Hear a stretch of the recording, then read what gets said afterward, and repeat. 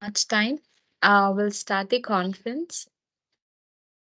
So, a very hearty morning to everyone joining us today for International Conference of on Advances in Nano Neurobio Content. I assure you that this conference will prove to be fruitful and informative for all the members participating in the conference. I, Jemima, and Miss Anusha will be your host for this conference, and it is my pleasure to welcome you all to our international conference. This conference is jointly organized by Institute of Biosciences and Technology, MGM University, and Sarvasumana Association, Bangalore. So, ladies and gentlemen, please join me in extending a warm welcome to Mr. Rehan Khan, an accomplished researcher and a dedicated MSc Bioinformatics student at the esteemed University of Biosciences and Technology, MGM University, Chhatrapati Sambhaji Nagar. So, without taking further ado, I hand over the time to Mr. Rehan Khan for his inaugural talk. Rehan, welcome. Good morning, everyone. I'm deeply honored and sincere thanks to Sarvasumna Association and Vashish Genomics and Institute of Biosciences and Technology, MGM University. Thank you for your warm welcome and gracious invitation to present a talk at ICANN 2023. It's a privilege to contribute to this esteemed event, and I'm excited to share insights with such a distinguished audience. I look forward to a fruitful exchange of knowledge. So, with this, I begin my talk. So, the topic for my talk is quantum computing and how it's redefining the limits of information processing. In the ever evolving landscape of technology, quantum computing stands out as a frontier that has been potential to revolutionize the way we process, analyze, and understand information. So, let's dive into the quantum computing world. I'll just explain quantum computing in a very fun and simplified way. So, what's quantum computing? Quantum computing leverages the principle of quantum mechanics to perform computations at speeds and scales that were previously unimaginable. It operates beyond the constraints of classical binary code, tapping into bizarre and enthralling world of superposition and entanglement. The results are an entirely new approach to solve complex problems from cryptography to drug discovery and climate modeling. So, I'm just giving you a scenario in which you need to imagine a magical world of qubits. Picture yourself in a magical world where computers aren't just zeros and ones, but they can also be zero and one at the same time, like a quantum superposition, thanks to the principle of quantum superposition. And this is the reason we call this magical bits qubits. They are just like Schrodinger's cat, both alive and not alive. The possibility can be both 0 and 1 at the same time. So next, what are actual quantum computers? I just call them the superheroes of computation. Now think of a quantum computers as superheroes of computation. They wear the caps made of qubits that can solve mind-boggling problems with incredible speed, while your regular computer might need ages to solve some puzzles. Quantum computers zip through them in no time. The impact of quantum computing extends to across various domains. We'll see that in next slide. So, what is the role of quantum computing? So you and your friend, imagine you both have a superpower. We'll just see that into a teleportation vibes with quantum entanglement. If you and your friend were entangled qubits, you could be a miles apart, just like a zeros and ones. But if something happens to you, like you change your color, your friend instantly changes their color too, even if they're on the other side of the world. It's like a magical telepathy, but for qubits. So diving into the world of quantum computing, we are having some secrets. Quantum computers can also have a knack of keeping secrets. They can create the secret codes that no regular computers can break. It's like having an uncrackable diary to write all your secrets. The language for quantum is qubit. What's the use of quantum computing? Quantum computation has proved a new dawn for science and discovery. In this magical quantum world, science stimulate the behavior of molecules. They can find out the medicine, that is drug discovery, and even crack codes no one else can. Quantum computers can help us uncover the secrets hidden in the tiniest particles and solve puzzles that stump even the brightest minds. So the impact of quantum computing extends across various domains, promising the solutions and to challenge that were once considered instrumentable. It is a poise to transform the healthcare, finance, artificial intelligence, and scientific research, unlocking the opportunities that were previously out of reach. So quantum computing is like a fun adventure in a magical world where bits and both 0 and 1. Computers are superheroes and secrets are kept with quantum telepathy. It's an revolutionary journey into the future of technology. Thank you, everyone.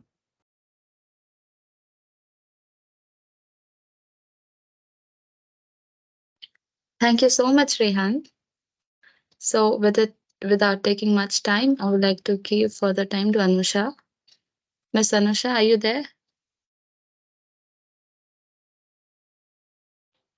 Yes, Pranima. Thank you. Thank you, sir. Thank you for sharing informative knowledge on quantum computing.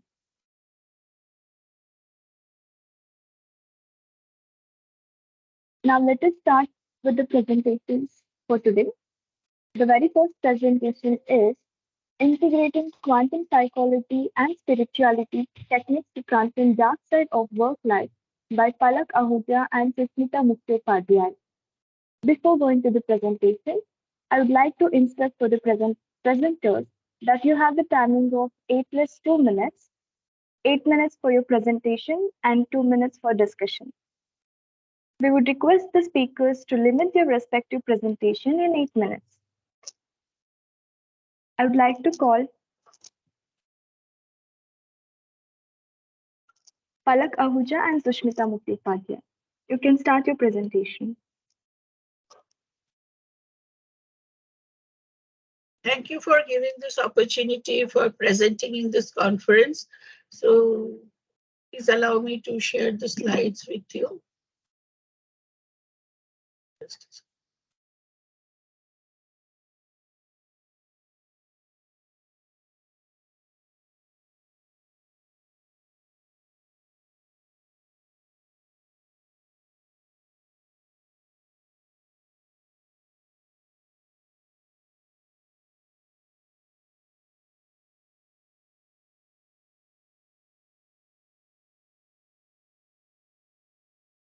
Are my slides visible to you?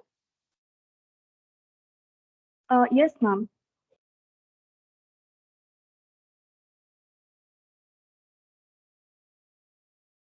Good morning to all present, all the guests present, and again, welcome on behalf of Vinod Gupta School of Management, IIT Kharagpur. So this was really a fascinating topic when we got the topic of like quantum psychology, because this is a very new in the field of psychology, where we are talking of the principles of quantum physics being used in the domain of psychology, and where we are talking more of duality of matter and like surpassing the restrictions of time and space. And we were also working as a part of our research work, we are working on spirituality and spiritual practices, where also we discuss about the transcendence of consciousness, moving from inner self to a bigger self and finding the connectivity of oneself with the universe at large and transcending the boundaries. So while we got this opportunity to, like present the paper over here, so we thought of integrating the commonality, the common teachings between these two fields when of quantum psychology and spirituality, and to apply it as a part of transcending the dark side of work life, which is becoming a very important field of discussion when we are talking of the future of work life post COVID, and where we are talking of more like technology getting becoming a part of everyday life of work life, and it is becoming a part and parcels. And again, it does have some pros and cons of like when we talk of like accepting technology in our daily life. So as a part of our ongoing research, so we have tried to bring these two fields together. This research is ongoing. Our main aim of coming to this conference platform is to get more feedback on this so that we can, like reshape or redesign our part of work. Palak Ahuja is the research scholar who is working with me on this topic of spirituality and spiritual practices dealing with the dark side of the future of work. So, if you can see, like the present work situations, they have the like the dynamic environment in which people are functioning today post COVID, where technology has become the the talk of the day. It is having a profound impact on the ideas, feelings, and like the emotions of employees. And what we find, what is rising on the rising side are problems like stress, anxiety, exhaustion, burnout, absenteeism. So these have remained same over the past few years, but the influx of technology has like dramatically brought in some new fields which are or new dark sides which we never thought of before. So what this paper is going to focus on is the negative psychosocial implications of technology mediated work, which is the like started getting more attention post like 2020. So, and what is the motivation of this study? You will find like these are some data collected, like 52% of adult workers are now using their devices more than they were doing pre-COVID times. 40% of them are experiencing depression, anxiety, and 30% are having a feeling of being more lonely. Major reasons of burnout are like feeling disconnected from co-workers, work-life balance, and social isolation. And the freelance employees report much greater rates of loneliness than regular workers. And what we have come to understand also, like the spiritual practices at workplace or in daily life, has helped to cope up with some of these factors that are going out. So what these are the reports from the industry and the research. So we have tried to find out like how these two can be blended together. So after post-COVID, what we find there is an pandemic has gone away, but there is an anxiety pandemic which is there, and people are more looking forward to spiritual practices to learn and manage how to manage stress. But what is the mechanism working in this area, and how the spiritual practices are going to help people to understand oneself is our focus. And in that domain, we have tried to blend quantum psychology concepts into it. Now, post COVID, what are the major psychosocial challenges at work people are facing? Like the work family conflict is there, work alienation is there, interruption overload is there. This is a post like the contribution of technology, because you are expected to do multitasking, so there are multiple technologies, overload of technologies on you, and you're not able to maybe tackle at a like in a like synchronized way all these interruption overload. Then there is professional isolation, like when you're talking of the virtual workplace or hybrid workplace, there is a spatial distance between the employees and you're going for a professional isolation, and social isolation also, leading to also about the work precarity, where people are not very sure what they're going to do afterwards. So the challenge about job loss also is there. So in this backdrop, we have studied the contribution, or what is the field of quantum psychology. All of us know about it, but for again, just um, understanding about it, the quantum psychology, it brings together the field of psychology and human behavior with the blend of quantum physics. And the main portion, like one of the concepts, important concepts in the field of quantum psychology is that of the observer effect, where there is no objective physical world which is separate from people, but it is the people, observers, who create their own realities every moment. So out of very 400 billion bits of information that are received through our sense in each second, so only few make to our consciousness, only those which we allow to make them into consciousness. And another important contribution of quantum psychology is its effect on understanding emotions and behavioral patterns. Is when people get aware of the ties which are guiding their emotions and behavior patterns, they can overcome those addictions. So putting these ideas into practice can help to gain a better understanding of one's consciousness awareness, and help to like improve on the interpersonal skills, develop positive relationships with self and others, and also to overcome stress. So these are again some of the authors where we have tried to map the commonality between the two fields, where we talk of spirituality, and there we also understand spirituality as a state of higher awareness leading to a feeling of connectedness with self and others. It is an individual's constant quest to experience meaningfulness in life, and it is an essential part of individual's personality. What you've found is also it helps in the harmony with self, with social and natural transcendence, and it gives you a like holistic understanding of life, coherence, all connectedness factor. So this is a search, self search for like why we exist. Is a self search of philosophy of how we are connected, how we are all together, and how we are all entangled together. Now, this concept of being entangled with each other, which with each of the particles that exist in the universe, everything there which is in the cosmos, like as we know from Vishwarup Darshan, as we have seen from Lord Krishna's perspective, that concept of entanglement is also what we find in quantum psychology.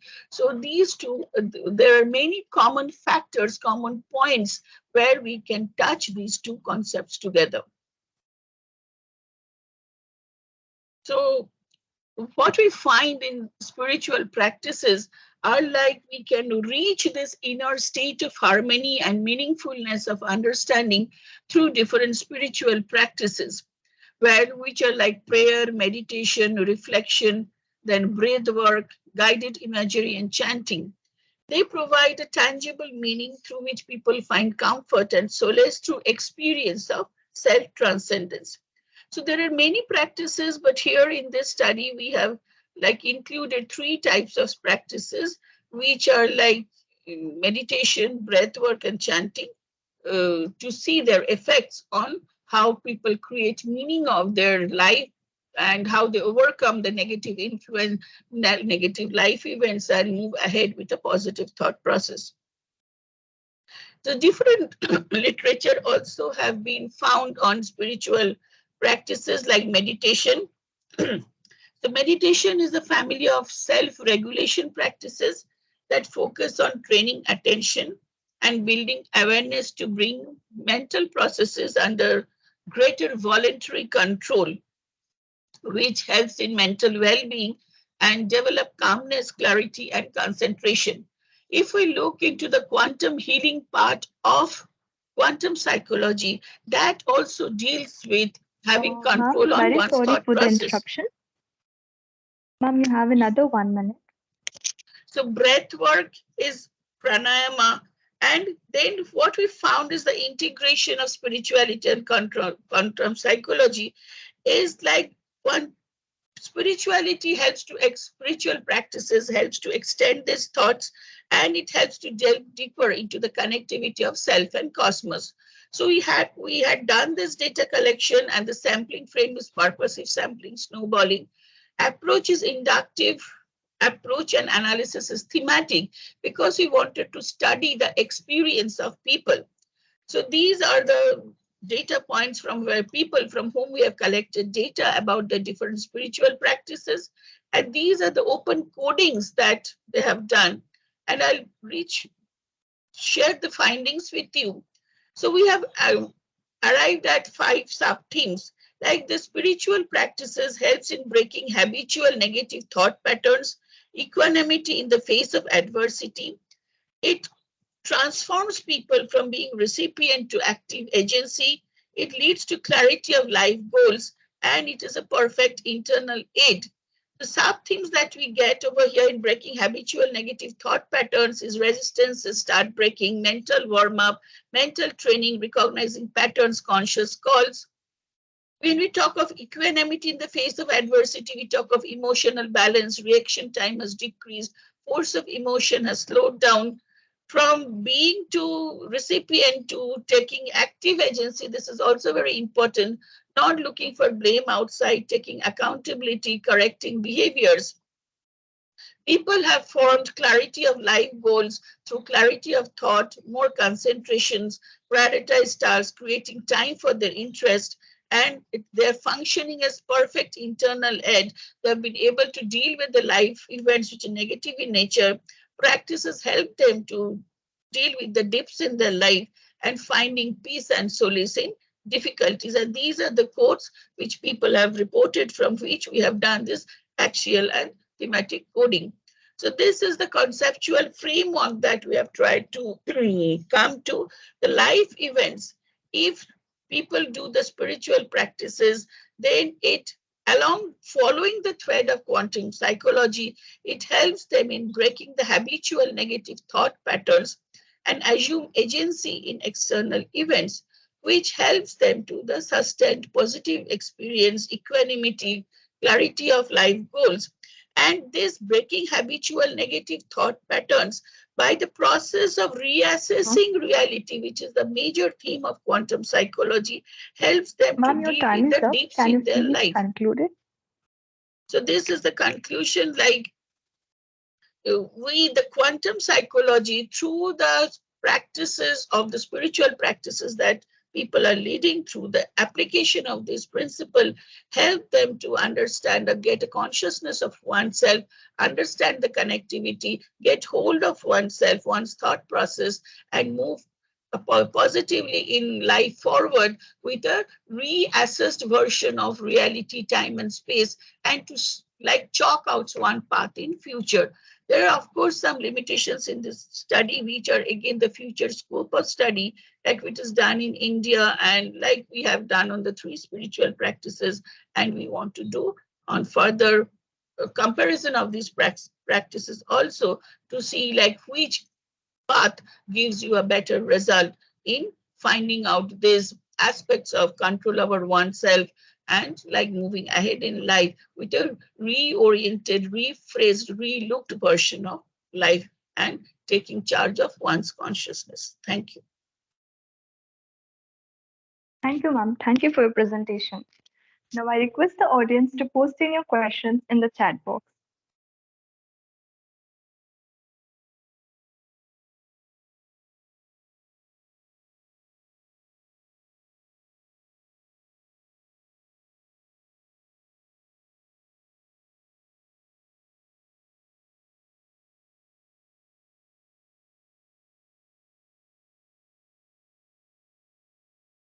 Audience, if you have any questions, you can post in your questions in the chat box.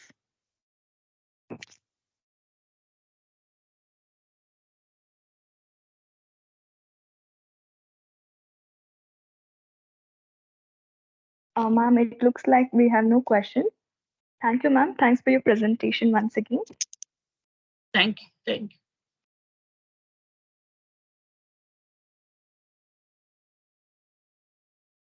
Moving on to the next presentation, the topic is Nano Nourishment, Unveiling the Mini Marvels Revolutionizing Food Sector by Sauraja Mukherjee. Ma'am, you can start your presentation.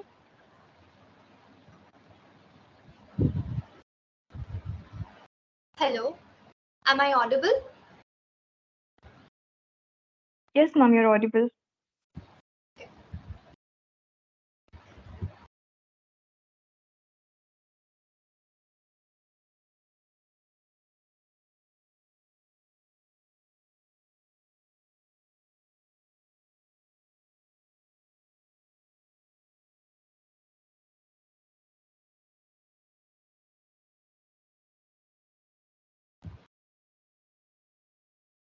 Is my slide audible?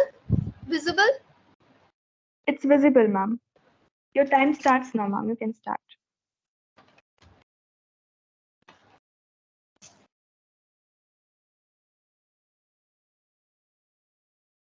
A very good morning, everyone.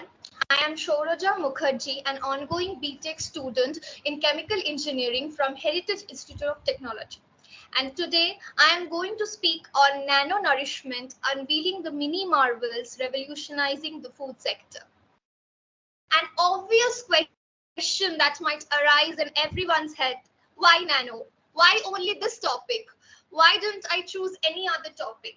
What is this nanotechnology and how it influences the food industry?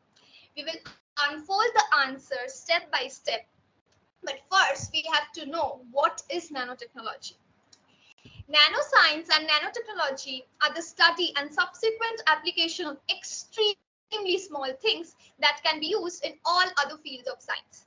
Nanotechnology manipulates matter on a near atomic scale, designing new structures, devices, and materials that thrive at nanoscale. Now, what is this nanomaterial? What is this nanoscale? Well, nanomaterials are defined as matter which have at least one dimension between the scale of 1 to 100 nanometer. Well, this is extremely small particles. And these extremely small particles, named nanoparticles, create magic. One such magic is created in the food industry. Now, what is this magic? How nanotechnology has put its mark in revolutionizing the food sector. We will explore it in the following slides. Over the past few years, nanotechnology has been increasingly seen as an attractive technology that has changed the food industry. They have unique properties compared to their macro scale counterparts due to their high surface to volume ratio and novel physicochemical properties such as solubility, color, strength, diffusivity, toxicity, magnetic, optical, as well as thermodynamic properties. The demand for nanoparticle-based materials has increased in the food industry because many of them contain basic elements. Basic elements like carbon. Fullerenes is a nanoparticle which consists of the very basic element carbon. Quantum dots, which are also nanoparticles as well as semiconductors, contain basic elements like cadmium, sulfur. These nanoparticles are found to be non-toxic and they are found to be stable at high temperatures and pressures. Thus, the importance of nanotechnology in food processing can be assessed by considering its role in improving food in terms of food texture, appearance, taste, nutritional value, reduced fat content, and shelf life of the food. All the attributes are equally important and we will explore them one by one. A feast for the senses: food texture, taste, and appearance. Not only our stomach needs feast, but all the senses also need a grand feast.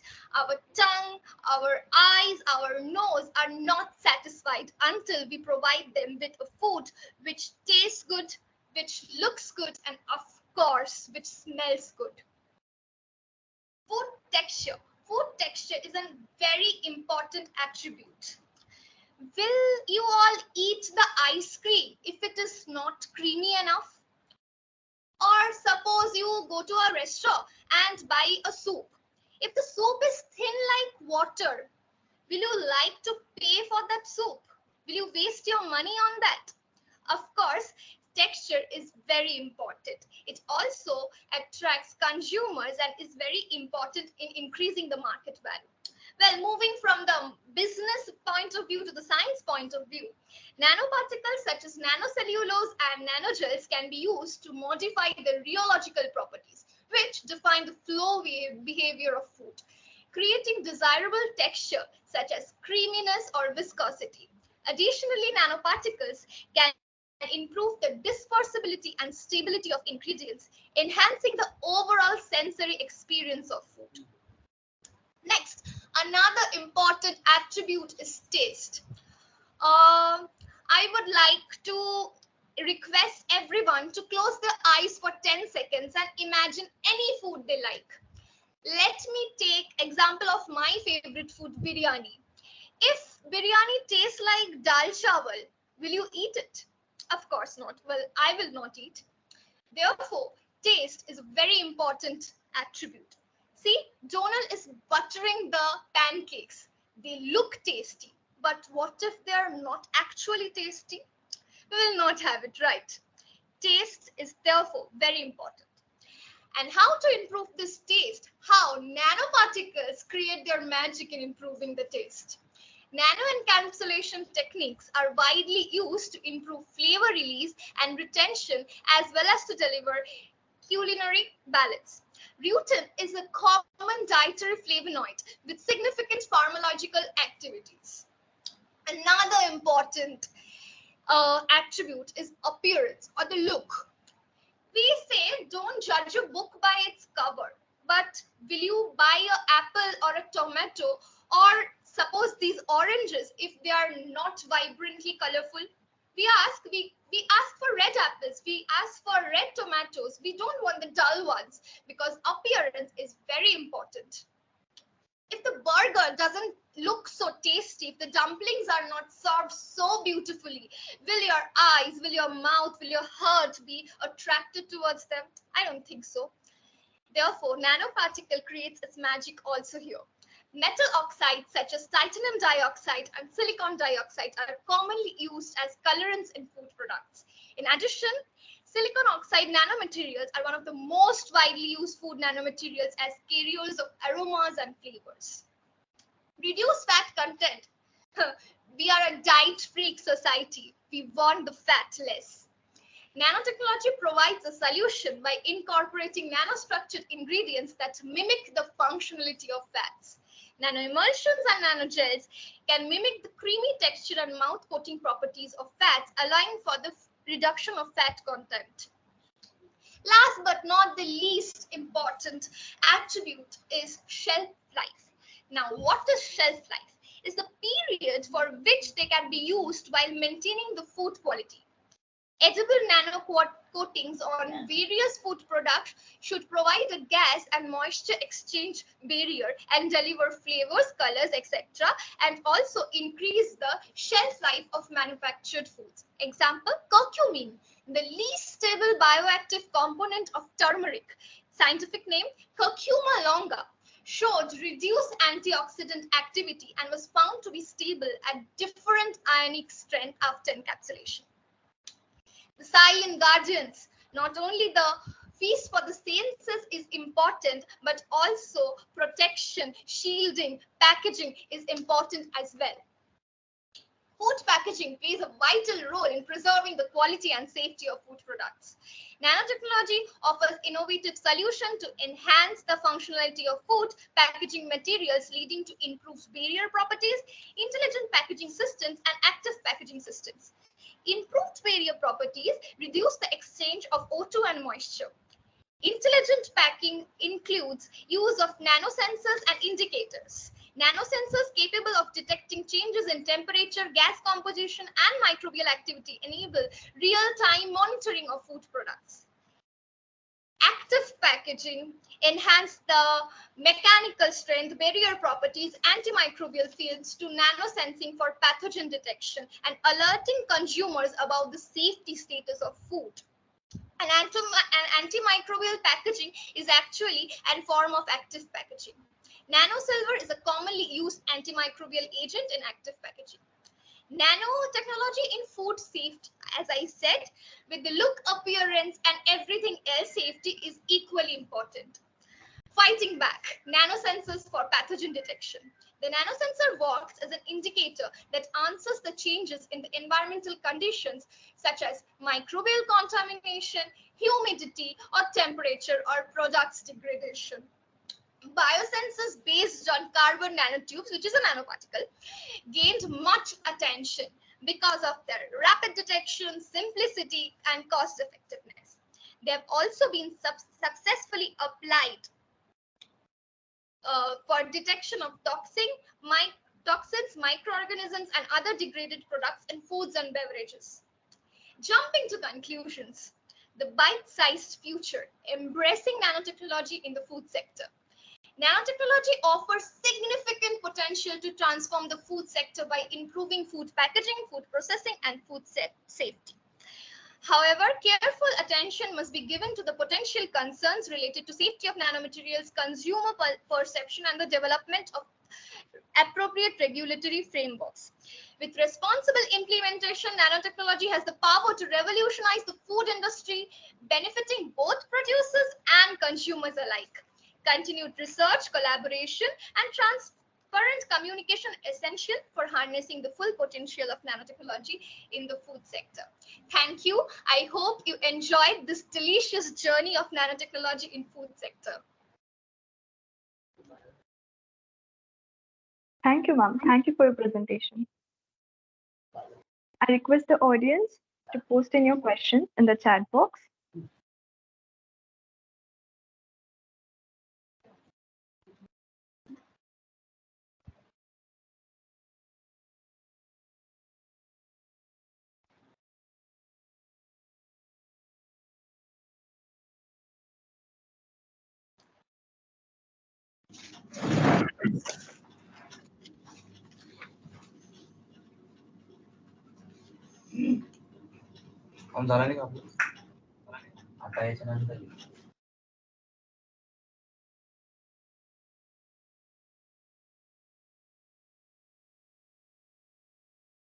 Ma'am, I hope there is no question. Can I stop sharing? Yes, ma'am. Thank you. Thank you.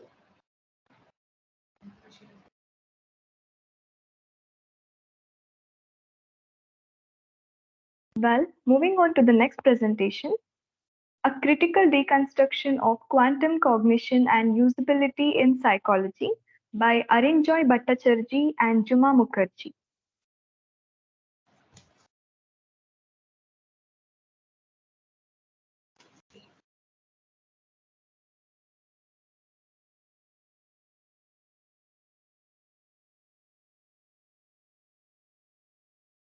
Ma'am, you can start sharing your screen.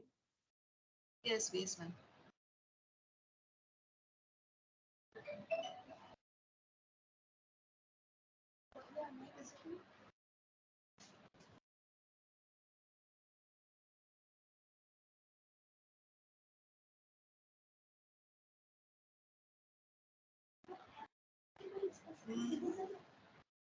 Ma'am, am I audible?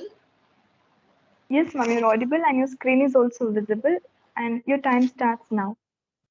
Yes, ma'am. A very good morning to all the respected delegates, judges, and chairperson. I'm Dr. Juma Mukherjee. Today I'm going to present the paper titled as a critical deconstruction of quantum cognition and usability in psychology. Moving to the first slide, we just focus on the what is quantum. Quantum actually is a basic mechanism of and fundamental branch of physics that explore the behavior of the matter and energy at the smallest scale or particles. Then moving to the next slide, we just see the historical developmental part of the work of pioneering work of Max Planck and Albert Einstein and Bohr's model, and conceptualize these three historical model. We can say that quantum mechanics challenges the deterministic nature of classical physics, that introducing the concept of superposition and complementarity, where the particles can exist in a multiple state simultaneously. Then next slide is a quantum limited to physics. Basically, the utilization of the concept of quantum physics, we can significantly focus on the two basic aspect, that the quantum brain mechanism and quantum cognition.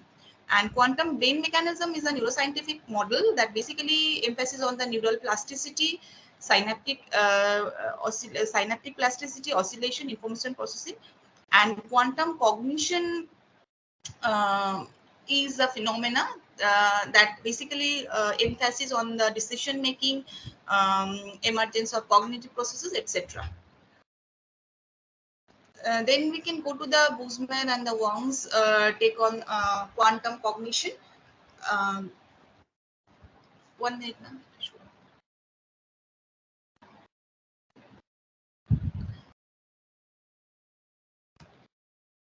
Uh, According to Boozman and the Wang, the quantum cognition is a mathematical principle that basically unravel the cognitive complexity in behavioral phenomena.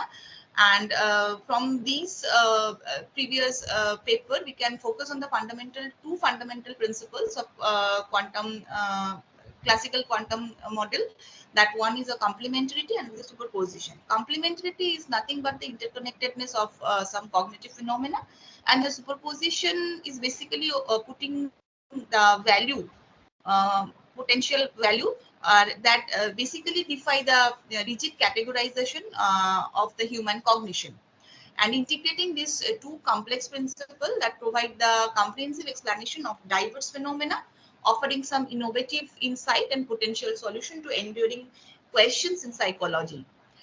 Then the next slide shows the brief elaboration of these two phenomena, complementarity and superposition. That complementarity again suggests some psychological measure that is conducted sequentially, and the concept basically challenges the isolated measurement and highlight the interconnectedness of the process. And superposition, again, I've said that some psychological state that cannot be confined to some definite or specific value, and it encompasses the multiple potential values of cognitive processes, and understanding the inherent variability and the flexibility of the cognitive process. That is the basic concept of superposition, where we understand then the inherent variability and flexibility within the cognitive processes, and that basically defy the rigid categorization of human cognitive processes. Segregating the quantum from the classical, how the Boozman and the Wang concept of classical to quantum model of cognition, and they differentiate these traditional cognitive theories that is basically based on the computational logic. These theories rely on commonly accepted assumptions that the cumulative and distributed taxon. However, the author proposes in this paper, the author proposes the quantum theory that provides the alternative framework. That framework definitely have some challenges of the classical assumptions of the quantum model. Then we go to the next slide, decision making. Decision making is that is an important part of the cognitive phenomena, and it is according to classical cognitive theory, decision making is a rational and logical process that is based on some evaluation where there are some available options, and we select some most favorable option to make the decision. Basically, behavioral economics, which reveals the biases like framing, effect, availability, heuristic, some biases that in making the decision. So these biases are the underscored intricacies that in making the real life decision that define purely rational decision making. So here the question of these previous paper, whether the decision making is purely rational, and this is the question that classical model gets challenged. order effect and interference effect in making the decision. There are two effects, order effect and interference effect. First, the order effect, that the quantum based explanation of the order effect, usually that is using the quantum questions equality in comprehensive research. Order effect basically emphasizes the two phenomena, that is the priming and primacy effect and recency effect, to understand the quantum cognition in quantum phenomena. And interference effect in psychology, that basically debates on the or define the classical law of probability. And critical analysis needed due to the decision making complexity. But in our daily life, the decision making complexity, cognitive biases, contextual influences, and challenges in encompassing the quantum and classical model. Then we go to the next slide. That is a misconception. There are some misconceptions about the quantum principle in psychology. Quantum theory that developed the quantum mechanism face challenges when applied to the complex cognitive process, like cognitive complex decision making, when there are basically there are so many options to make a decision in a very small time or very small duration, that necessitates careful validation and consideration of its translation to psychology. So the author of this paper, that is a discuss adequately address and challenge the caveats in applying quantum principle in psychology, raising a concern about the validity of the proposed quantum cognitive framework in explaining the psychological phenomena. So quantum cognition presented as a promising theoretical direction to psychology and overlooked the ongoing debates and criticism within the scientific community. Then going to the next slide, application of the quantum cognitive model. We can apply the quantum cognitive model in conjunctive and disjunctive fallacies, in making interference, asymmetric similarities, judgment, irrational decision making, etc. Irrational belief and biases, that stemming from some irrational belief, misinterpretation of the probability of the conjunctive events, etc., or the faulty representation of the event. And probability and decision making, in case of probability and decision making, assigning the probability aids to belief estimation, facilitating informed action and effective communication. The next and the last slide is a conclusion, cognitive conclusion of this paper. The quantum cognition applies the quantum theory to psychology to understand the human cognition first. Second, focuses on the concept like complementary and the superposition for interpretation and explanation of quantum cognition. And it not only concerned with the brain being the quantum computer. And Boozman and Wong concept, that was in 2015, emphasizes the conceptual and the formal framework rather than the brain mechanism. Thank you.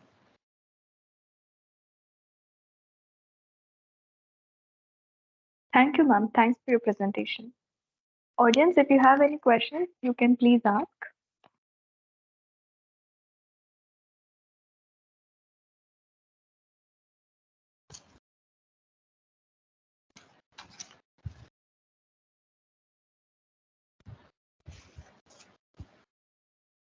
Ma'am, seems like we have no questions. Thank you once again. Thank you, ma'am. Thank you.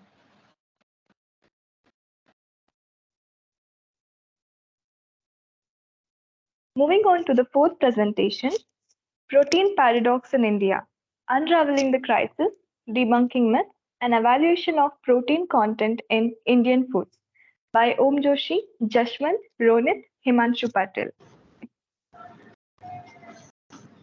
Hello. Hello, sir.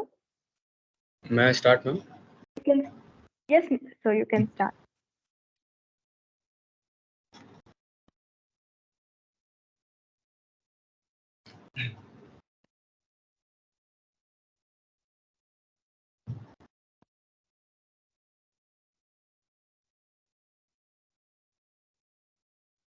A very good morning to everybody. My name is Om Joshi. My name is Himanshu Patil. We are here to present our topic today entitled Protein Paradox in India, Unraveling the Crisis, Debunking Myths and Evaluation of Protein Content in Indian Foods. Now, myself, I'll begin with the introduction. The protein is an essential micronutrient required in the human diet. It consists of amino acids, which are nitrogenous biomolecules that polymerize to form proteins. Dietary proteins plays various roles in the body, including supporting growth and development in children, adolescents, and pregnant women, and maintaining and repairing tissues in the elderly and adults. Proteins are crucial structural components of muscles, and are involved in the production of hormones, enzymes. They also contribute to the composition of blood, bone, skin, hair, nails, and neural tissues. So now, why there is need for a protein-rich diet?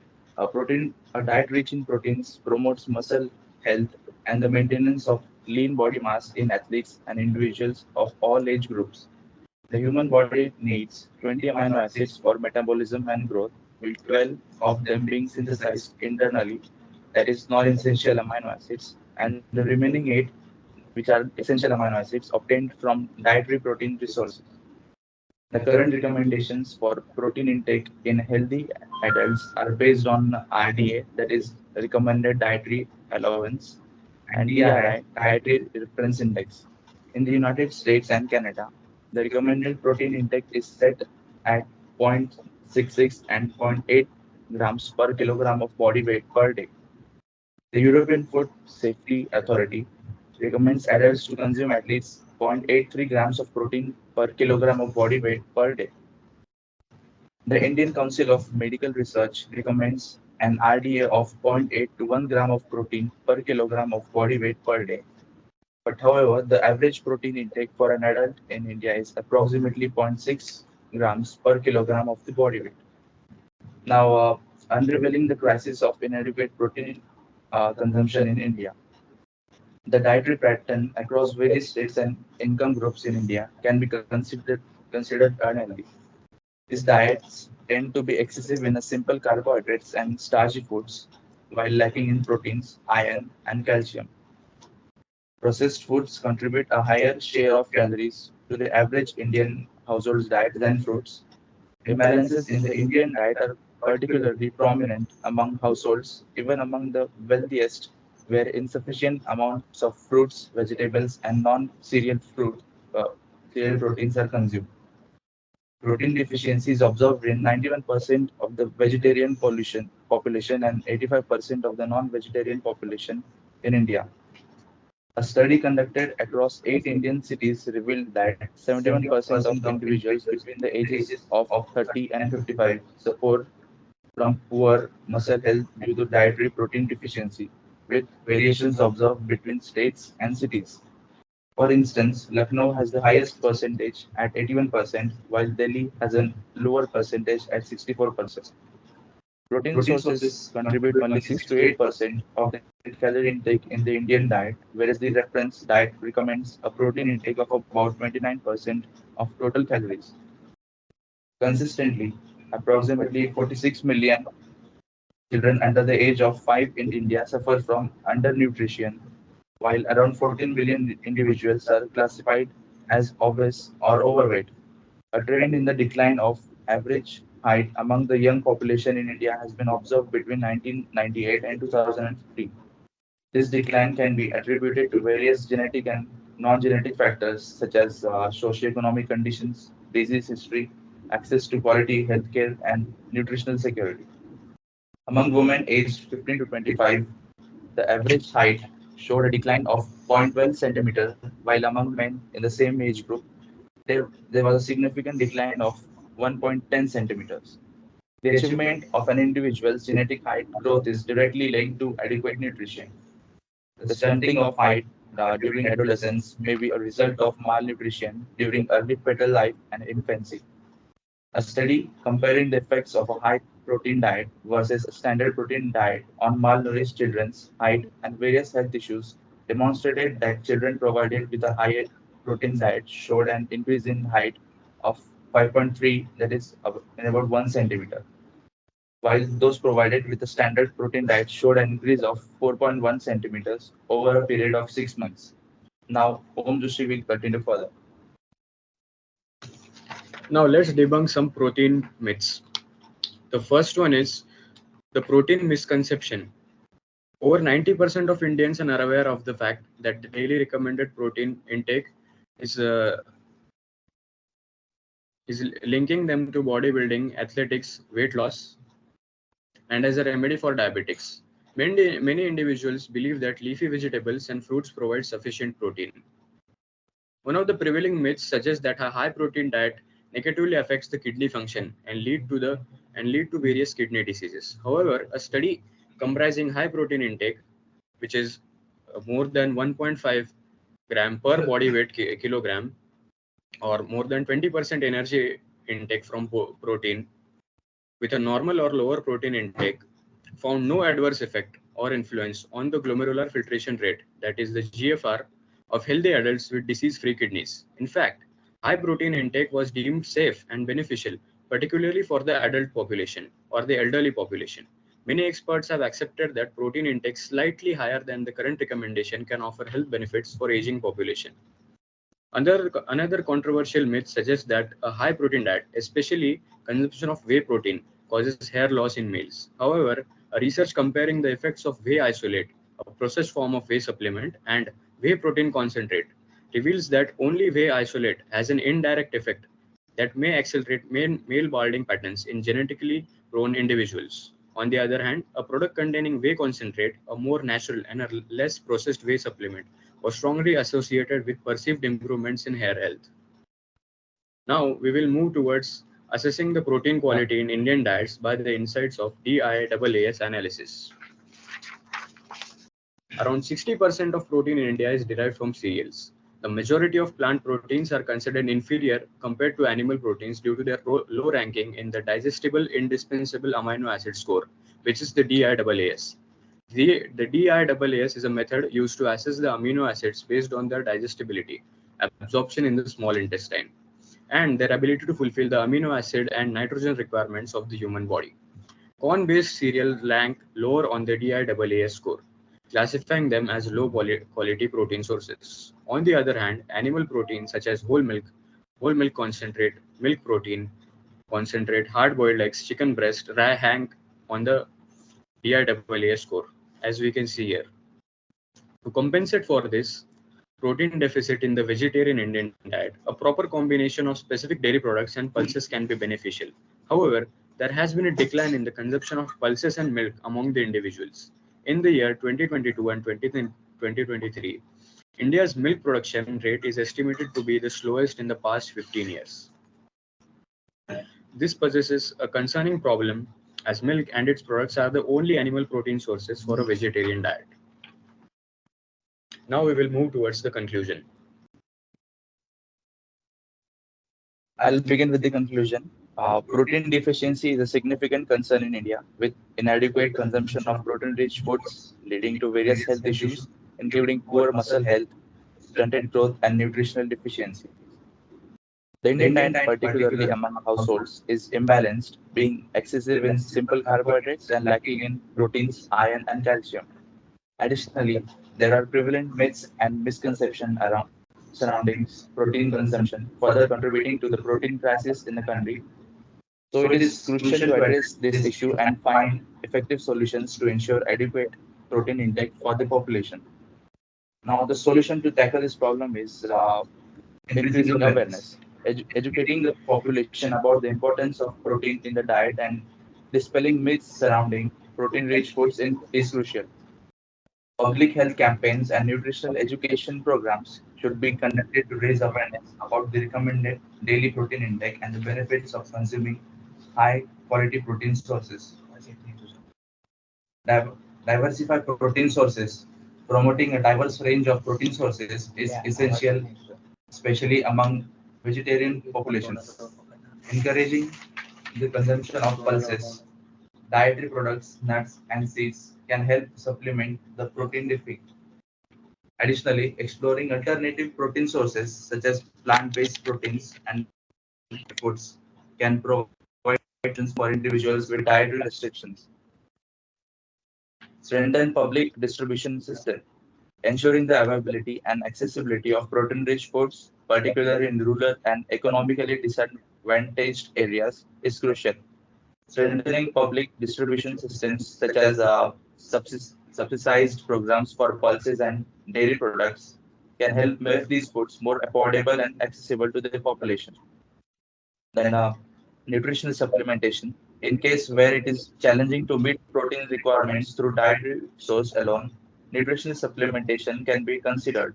This approach should be implemented under the guidance of healthcare professionals and tailored to specific age groups and nutritional needs. By implementing these strategies, it is possible to address the protein deficiency crisis in India and improve the overall health and well-being of the population.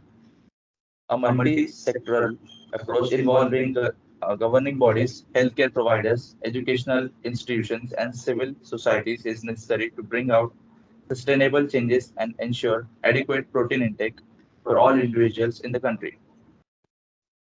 Thank you.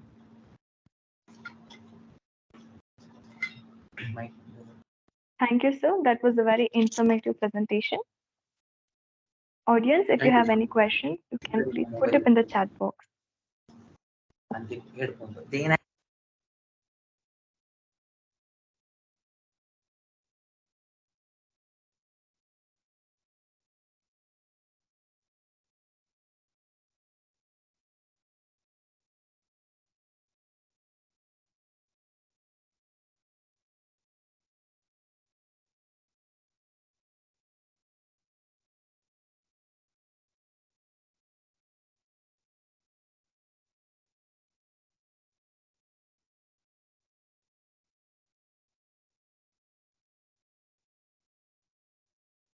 We have no questions, sir. Thank you. Thank you, ma'am. Moving on to the next presentation and the final presentation of this morning, utilizing agricultural and industrial waste for environmentally friendly bricks, exploring mycelium-based biocomposites by Jashwant Khandikanti, Om Joshi, Ronit, Himanshu, and Manisha. Good morning, ma'am. I'm audible. Good morning, sir. You're audible. Your screen is also visible, sir. You can start your Uh, presentation. yes, very good morning to all. Let's start my presentation. Utilizing agriculture and industrial waste for environmental friendly bricks, exploring mycelium based on biocomposite. We are here to present our topic presented by Om Joshi and Ronit Saure. Now I'll begin with the introduction. First, let's take a look at the historical backgrounds of the use of biocomposites and bricks.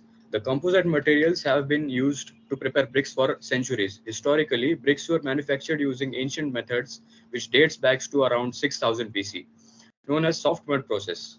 In this process, relatively the moist clay is pressed into the simple rectangular molds by hands to prevent any sticky clay by adhering to the molds. The molds may be dipped in the water before being filled. This procedure produces the bricks with a smooth and dense surface, known as water stuck bricks. Now we'll take a look at the types of bricks.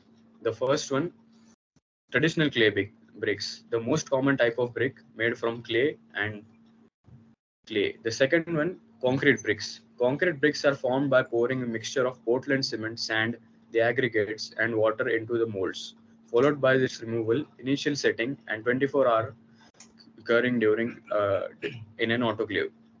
The third one are the compressed earth bricks. Bricks made from compressed soil and a stabilizer, such as cement or lime. And the fourth one, mycelium-based bricks. Bricks made from mycelium, the root-like structure of the fungi, and the substrate as the agriculture or industrial wastes. Now let's move towards biocomposites. Biocomposites consist of a matrix, which could be called as resin, and a natural fiber reinforcement. They are categorized into structural and non-structural biocomposites for construction applications. Structural biocomposites support specific loads and are used in building elements like stairs, floors, roofs, walls, etc. Non-structural biocomposites do not require load using during their use. Biofibers from sources like crop fibers, recycled wood, waste paper, agro-based byproducts, and regenerated cellulose fibers are the primary components. High-strength composites in animal and plants are made of fibrous biopolymers.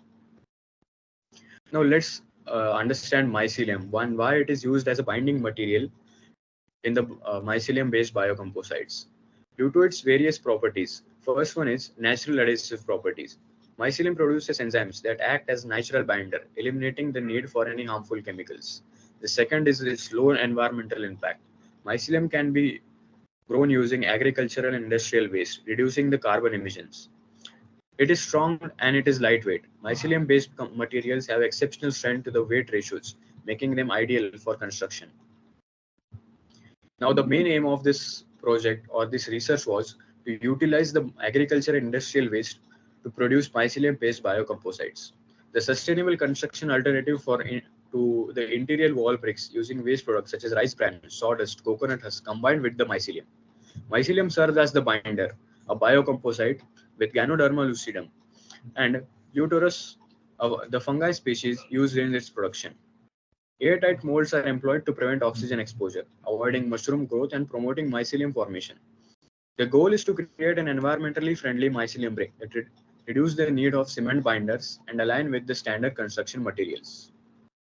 Now, Ronit will start with the materials and methodology.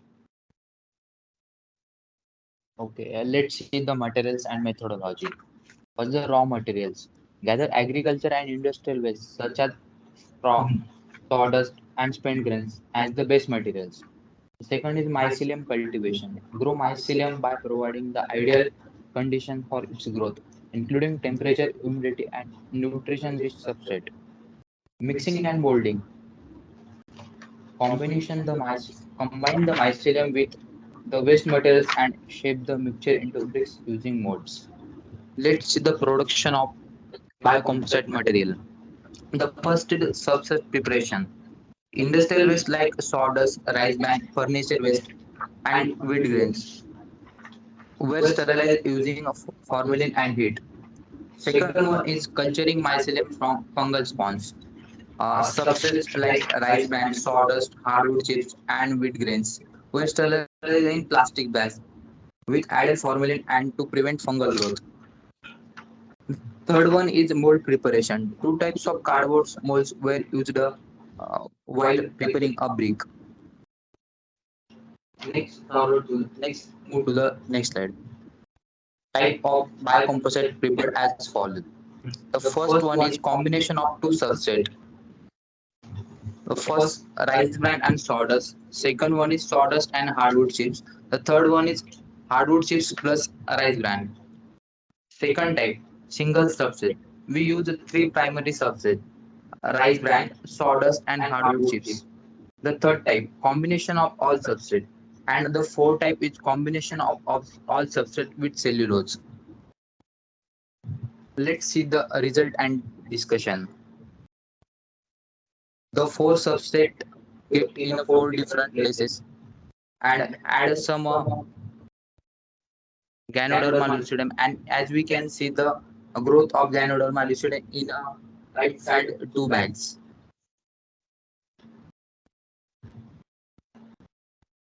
Production of biocomposite. The molds prepared from cardboard were filled with a sterilized substrate and then incubated with grown mycelium in bags. The molds were airtight, sealed with aluminum foil, and incubated in a dark room for 7 days. After 7 days, the mold were kept in on at 115 degrees Celsius for 1 hour. And as we can see that the result in a figure C. Now, let's take a look at the table that gives the result for the four types of mycelium molds that Ronit explained. As per the table 1, molds C1, CS, and CSC, which is C1 is from the sawdust, CS is the combination of all the substrate, and CSC is the combination of all the substrate with 5% of cellulose. These molds were able to produce hard and compact biocomposite bricks due to the uniform and predominant growth of the mycelium. The mold C2 and C3 exhibited partial mycelium growth with the substrate resulting in the production of a delicate or a fragile biocomposite brick. S1, S2, and S3, which were the single substrate biocomposite that were sawdust, hardwood chips, and rice bran, failed to produce the biocomposite brick due to no mycelium growth within the substrate. Now here we can see This is the finished product of mycelium brick, the first one. This is the second type, and this is the third types. These are C1, CS, and CSA. The third one is the combination of all the substrates with 5% of cellulose powder. Now let's move towards the conclusion. Mycelium brick produced offer a sustainable alternative to clay and cement bricks in construction. Traditional brick production contributes to the environmental issues and reduced depletion. Mycelium serves as a binding agent in biocomposite materials. Mycelium has a potential application in biocomposite leathers and wood blocks, reducing the need of animal skins and deforestation. The research tested 8 molds with various substrate combinations, resulting in 3 stable biocomposite bricks. Future work should focus on cost-effective composites to enhance the mycelium growth, addressing the delayed growth issues, and assess the physical properties as compared to the traditional bricks. Thank you. Thank you, sir. Thank you for your presentation. We were happy Thank to you. see the mycelium bricks, how it looks like. Thank you. Audience, if you Thank you. have any questions, you can please put in chat box.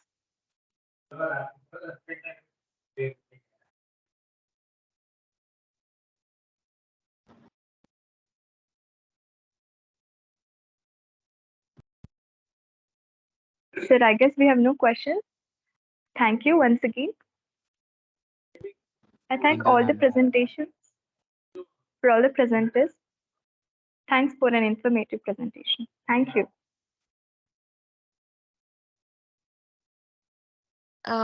So now we'll be having 5 minutes of break.